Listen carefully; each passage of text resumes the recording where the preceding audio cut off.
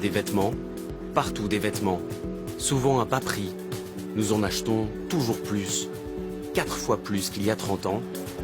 La durée de vie d'un vêtement occidental se compte désormais en mois. Alors, nous jetons beaucoup, souvent dans ces bennes au coin de la rue. Chacun les connaît, il y en a des dizaines de milliers en Occident. Et à chaque fois, nous nous disons la même chose. D'après vous, ces vêtements, on en fait quoi après?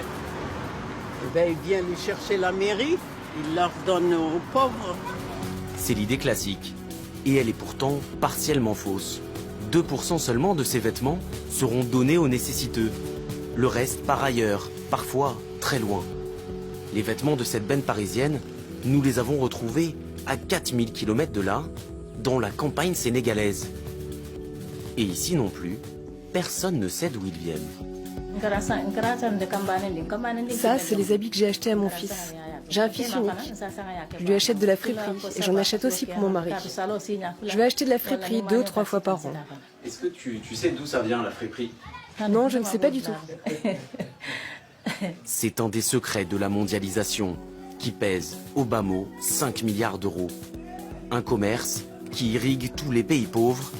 Des millions de tonnes de vêtements jetés en Occident se retrouvent transformés puis revendus dans un gigantesque marché global, quand l'Occident habille le tiers-monde sans le savoir.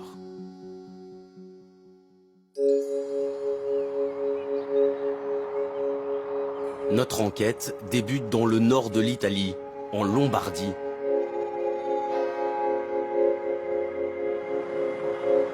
Nous avons rendez-vous avec un employé d'une des plus grandes entreprises de collecte dans le secteur.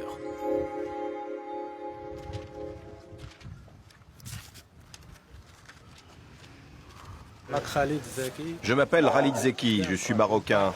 Je travaille dans la collecte. Je distribue les flyers de la collecte. Et donc tu fais ce travail, mais qu'est-ce qu'il y a écrit sur les flyers? Non, je ne sais pas ce qu'il y a écrit dessus. Je ne parle pas italien. Sur le flyer, l'image d'une sœur catholique connue, Marie-Thérèse Giuliani, et le sigle d'une association de charité. Une image rassurante pour ceux qui vont donner leurs vêtements.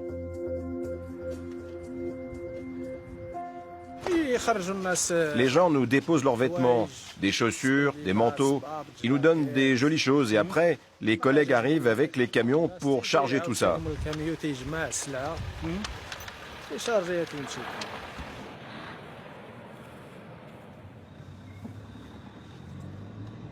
Le lundi, mardi, mercredi, je vais récupérer les affaires des flyers, du porte-à-porte. Et jeudi et vendredi, je m'occupe de toutes les bennes. Pourtant, aucun de ces vêtements n'ira aux sans-abri italiens. L'association caritative a simplement vendu le droit d'exploiter son nom et la récolte est bonne.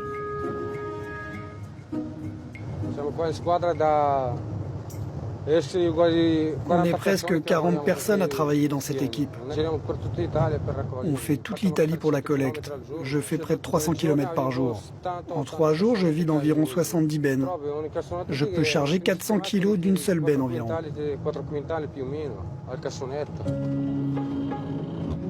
Halim va même récupérer les restes des vêtements donnés au moment du dernier tremblement de terre dans la région. C'est une association locale qui l'a contacté.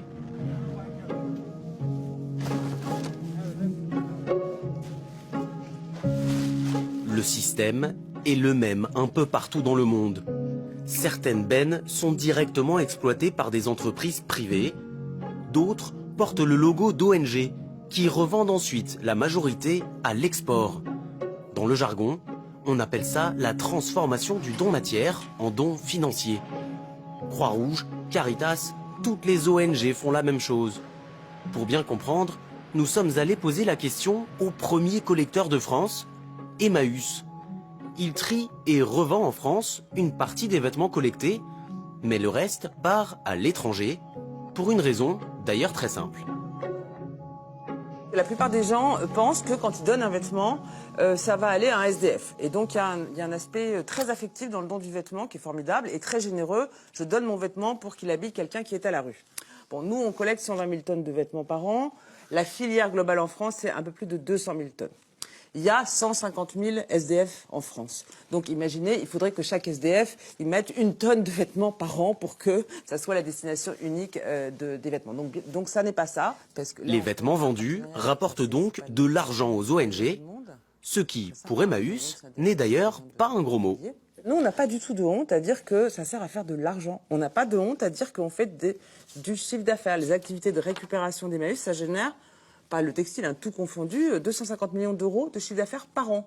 Oui, mais ça ne profite à aucun actionnaire. Ça profite aux gens que nous accueillons. Et plus on fait de chiffre d'affaires, et plus on peut accueillir de gens, leur donner un logement, les aider ou leur offrir un travail. Voilà ce qu'il faut bien comprendre. Quand on donne un pull ou un pantalon à une ONG, c'est comme lui donner un petit soutien financier de quelques centimes d'euros. Aujourd'hui, la collecte de fripes serait de 8 millions de tonnes par an en Occident, soit l'équivalent, en poids, de plus de 50 milliards de t-shirts.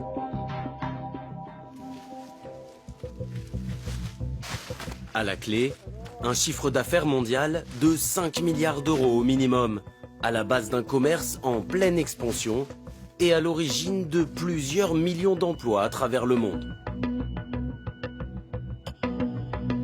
Pour Halim, la journée de travail est presque terminée. Son camion est plein à craquer. Il ne lui reste plus qu'à décharger sa récolte du jour, ici, à 2 pas du lac de Côme, dans un des nombreux dépôts gérés par son réseau. Allez, avance. Encore, encore. C'est bon.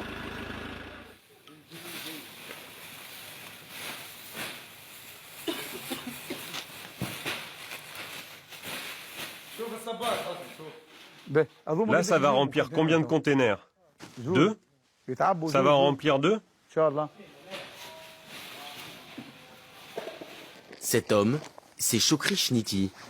Parti de rien, simple coursier sur les marchés populaires de Tunisie, il y est devenu un des rois de la fripe, richissime grâce au commerce de vêtements usagés. On travaille avec beaucoup d'associations. On a beaucoup de dépôts dans plein d'endroits. Je me fournis ici en Italie et je prends aussi d'autres fournisseurs du Canada, de Suisse, d'Allemagne. Cette montagne de vêtements, ils appellent ça l'original. Les produits en vrac, pas encore triés. Ces 40 tonnes de vêtements, Chokri va d'abord les récupérer dans une de ses usines, juste de l'autre côté de la Méditerranée.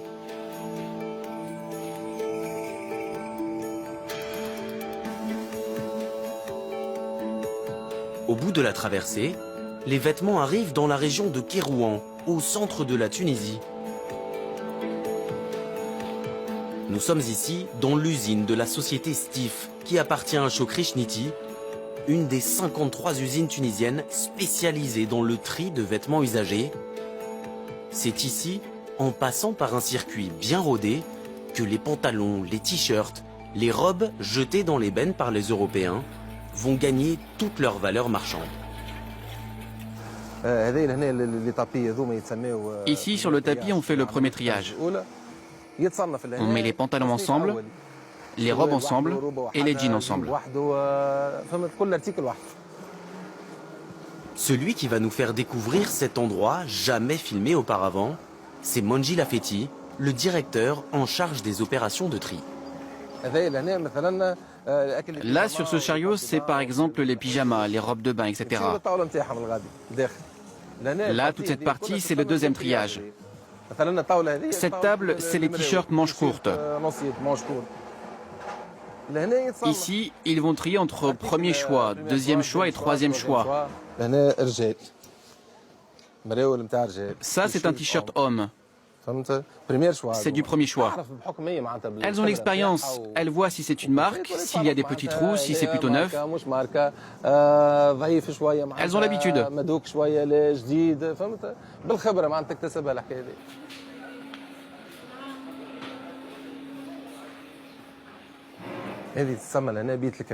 Ça, c'est la chambre de la crème. Tout ce qui est extra. Il faut que ce soit de la qualité, de la marque. Le kilo de crème, on va le vendre 15 dinars. Le troisième choix, ça va être entre 1,5 dinar ou 2 dinars. Ici, il y a donc la crème de la crème. Mais il y a aussi la moins bonne qualité, qu'ils appellent le chiffon. Des articles troués ou dépareillés. Beaucoup partiront en Inde ou au Pakistan. Là-bas, le textile sera complètement transformé en nouveaux produits, comme des tapis de bain ou de l'isolant thermique.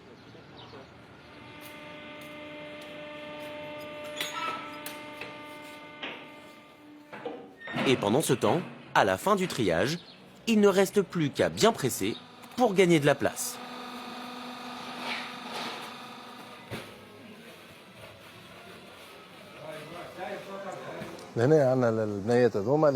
Ici, les filles nettoient les chaussures. Au début, elles sont sales et elles les remettent à neuf pour bien les vendre. Les marchés étrangers veulent de la qualité. Alors on fait ça. Une fois nettoyées, les chaussures partent dans cette salle, le séchoir. Elles ont désormais l'air quasiment neuves. Ça fera une meilleure marge lors de la revente. L'usine Stif est une des plus grosses du pays, avec jusqu'à 1000 ouvrières en pleine production. Elle traite l'équivalent de 5 millions de t-shirts par mois.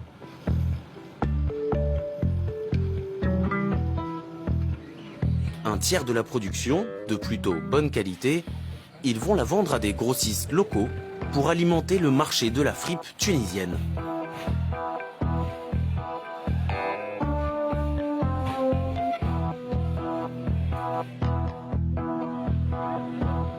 Dans la ville de Sfax, on retrouve un des clients de l'usine, Mejdi Ghana. Son royaume s'appelle Sfax 2000, 400 magasins et le plus grand centre commercial tunisien entièrement dédié aux fripes.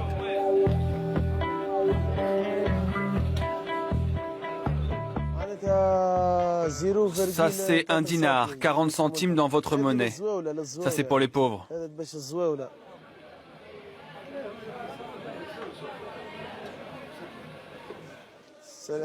Salut, comment tu vas? Moi, je travaille la crème et le premier choix. L'extra, c'est sur les cintres et le premier choix, c'est dans le bac. Quand le client entre, il doit voir la lingerie, les sous-vêtements, les pyjamas, tous les articles. Ça, c'est de la demi-saison. La semaine prochaine, je passe à l'été.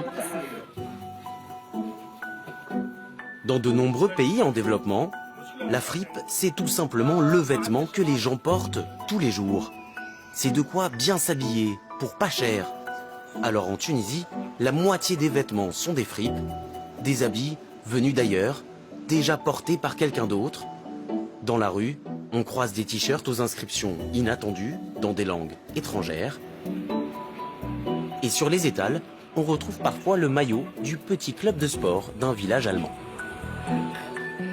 Alors dans un secteur économique d'une telle ampleur, difficile d'éviter les dérives. En Tunisie par exemple, on n'a, en théorie, pas le droit de vendre de chaussures. Ça aussi, c'est interdit, les chaussures. On bosse dans l'interdit. Je peux pas te dire d'où ça vient vu qu'on n'a pas le droit. La douane nous dit que c'est interdit et on a plein de clients qui travaillent à la douane. Ils viennent acheter des chaussures et ils nous disent c'est illégal. Mais la fripe, ce n'est pas que l'habit pratique du quotidien. De retour à l'usine, on y découvre, un peu à l'écart, des salles toutes particulières, où on retrouve tout et n'importe quoi. Comme des pièces de monnaie du monde entier, oubliées dans les poches de pantalons. Et dans ce métier, quasiment tout va trouver un usage. Ici, c'est des accessoires, des objets. Tout arrive ici et on trie. Les électriques, les perruques, tout arrive en fripe et nous on trie.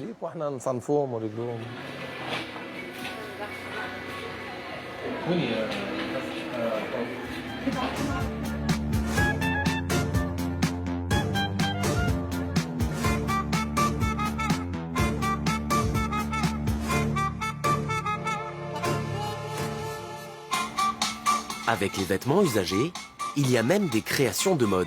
Celles de Salah Barka sont d'un type très particulier. Dans son atelier à Tunis, le styliste a intégré son passe-temps favori à son travail. J'ai commencé à fouiller à la fripe et acheter des nappes et des rideaux qui se transforment automatiquement en veste, comme vous voyez là. Voilà. À la base, c'était un plaid pour les vieilles femmes qu'on mettait sur les genoux, que j'ai découpé et j'ai rajouté en empiècement des rideaux, en fait. Tu vois, ça, c'est des rideaux. Alors, par exemple, ça c'est un bout de tissu hindou que j'ai acheté à la fripe. Je ne sais pas qu'est-ce que je compte faire avec. Peut-être faire un truc avec les manches comme ça, peut-être une sorte de kimono, mais peut-être avec des manches réversibles. Je sais pas, ça peut être sympathique puisque là maintenant c'est la mode des kimonos hommes et femmes. Donc il faut le faire, ça se porte avec un très beau jean et ça fait un peu hippie chic, tu vois.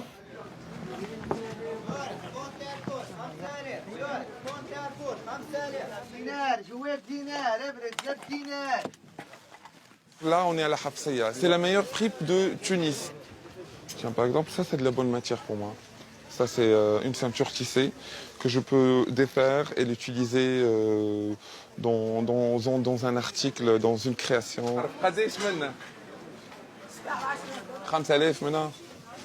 Laisse tomber, c'est trop cher. J'ai pas compris, c'est quoi? T'as quand même des panneaux de publicité, ça, là.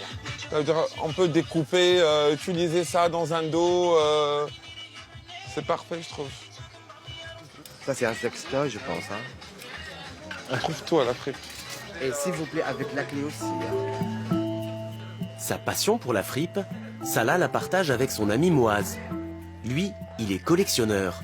Son appartement ressemble à la caverne d'Ali Baba des fripes, avec des masques de Venise, des poupées vintage, et surtout, une immense collection de carrés Hermès ou encore de cravates Versace. Des pièces très chères, jetées en Europe et achetées pour 3 fois rien sur les étals de Tunis. Je les ai trouvés comme ça, à fouiller dans les foulards et tout, et parfois à 10 dinars. Mais ce qui est plus extraordinaire encore, c'est que certaines fripes qui ont traversé la Méditerranée sont tellement tendance et de tellement bonne qualité qu'elles vont retourner en Europe et arriver, par exemple, à Paris. Alors, un Levi's, un suite Adidas, et une petite veste en velours. Et voilà, 37, 40 et 50. En vous remerciant. Merci, bonne journée, monsieur. Au revoir. Cette boutique vintage, Jackie l'a ouverte il y a 2 ans dans un quartier parisien très en vogue. La plupart de ses vêtements, il les importe de l'usine tunisienne. Des vêtements jetés en Europe et parfois à Paris même. Le but en fait de notre boutique, c'est de donner une image, je dirais, de boutique un peu plus fripe, chic et fashion. En général, tout le monde porte la même chose. Et la clientèle actuellement veut maintenant son produit personnalisé. Et ça, c'est devenu, entre guillemets, une force de vente pour le vintage. Après, on a du vrai vintage qui est présenté par exemple ici, comme les robes, on va dire les robes de nos grands-mères. Mais c'est des produits qui sont très à la mode et très demandés par les petites jeunes. Voilà. Ça, c'est un vrai 500. Regardez, le 26, c'est taille vraiment petit. Hein. On va voir si on va le 27, par exemple. Chaque saison, Jackie passe directement commande à l'usine Stif en Tunisie pour avoir les modèles qu'il souhaite à partir de vêtements usagés. On leur demande une certaine préparation de produits en fonction de la mode à venir, et ça c'est important. Voilà, on s'inspire beaucoup des journaux de mode. Voilà, par exemple, on achète tous les journaux en général qui sont des... Voilà, comme Elle, Madame Figaro, voilà. Et toute la journée, on regarde les choses à venir. On leur demande bien sûr de leur préparer notre marchandise en fonction des feuilles qui sont là. Et les filles ou les personnes qui sont là-bas, qui font le tri en fonction de ce qu'elles ramassent, on leur demande bien sûr de leur dire voilà, on veut ce gilet ou on veut un blouson comme ça. Et dès qu'elles voient ce genre de produit, elles le mettent de côté.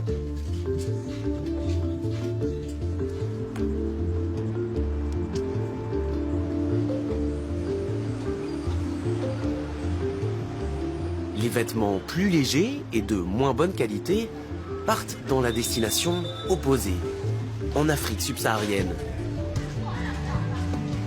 C'est ici qu'atterrit un tiers des fripes commercialisées dans le monde. Nous voici au Sénégal, qui importe 7000 tonnes de vêtements usagés tous les ans. Ils font concurrence aux habits traditionnels ou aux vêtements à bas prix importés de Chine.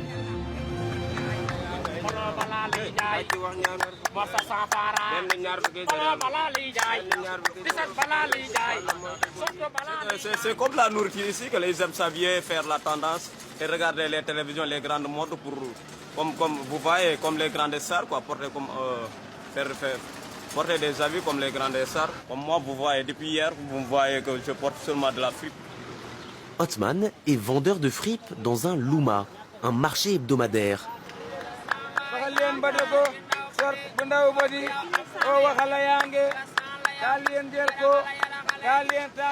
Il se déplace un peu partout dans Dakar et ici on trouve de tout, même des gants de ski qui pourront servir aux ouvriers de chantier.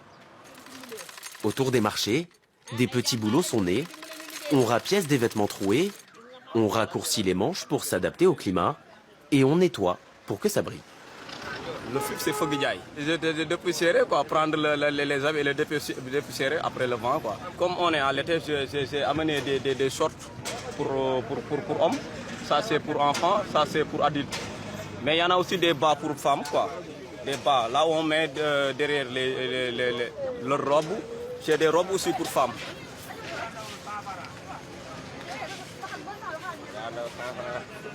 Dans quelques mois, Othman partira avec son marché mobile vers les régions de l'intérieur du pays pour que tout le monde puisse s'habiller pas cher. À 450 km de Dakar, nous arrivons dans le petit village de Sita Ouliniera, dans la région de Tambacounda. Et même ici, les habitudes vestimentaires ont changé avec le temps.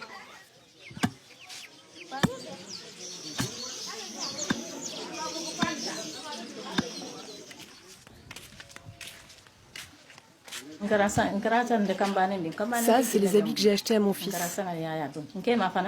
Je lui achète de la friperie et j'en achète aussi pour mon mari. Je vais acheter de la friperie 2 ou 3 fois par an. C'est pas cher, entre 200 et 300 francs CFA. Je ne porte pas la friperie pour les fêtes. Pour les fêtes, c'est l'habit traditionnel.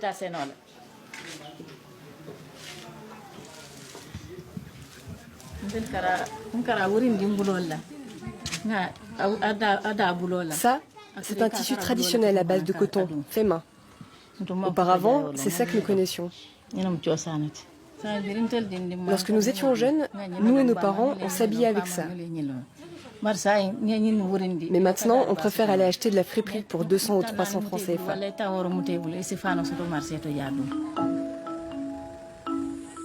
La friperie, c'est un habit de tous les jours pour ces villageois, surtout pour aller au champ. Et le paradoxe, c'est que, comme tout le monde dans la région, ils cultivent le coton. Du coton qui partira intégralement à l'étranger. Le plus souvent en Asie, pour être transformé en vêtements à destination du marché occidental. Des vêtements qui reviendront en bout de chaîne à la fin de leur deuxième vie, après un passage dans les bennes du coin de la rue et un long voyage à travers les continents.